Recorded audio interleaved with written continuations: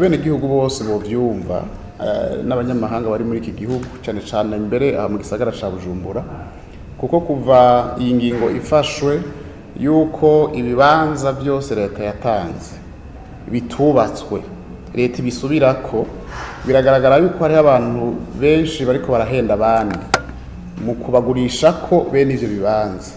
Twagomba rero tugabishe abariko baragura amaparcelle canke ibibanza cyane cyane mu gisagara ca Bujumbura, yuko ugatanga amahera yawe ukagura ikibanza kitigeze cubakwa uzoba wibwe, kandi leta ntaco muzoba musangiye kuko uzoba uguze ikibanza mu by'ukuri kikiri mu minwe ya leta.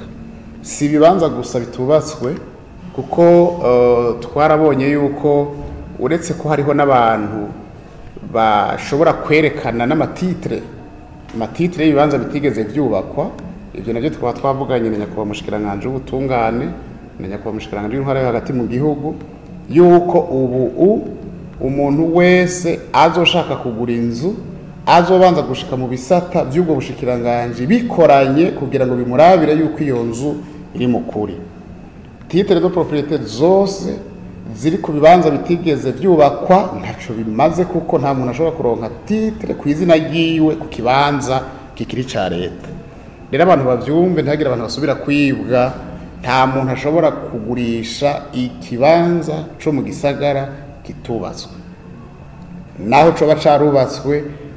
Wewe imbere yo kukigura shikira ibisata vya urbanisme, shikira ibisata vya cadastre na titre foncier, shikira ibisata nkuko nabivuze twashizeho kugira ngo bakurabire koko yuko iyo nzu ugomba kugura iri mu kuri.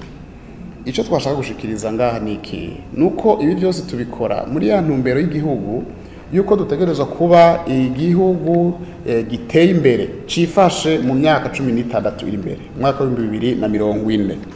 Ivyo rero kugira ngo tubishike ko ntibikunda mu gisagara cya Bujumbura hagati muri komine ya Mukaza iri hagati ubona amaparcelle winjiye indani ukasanga umengo ni misaka.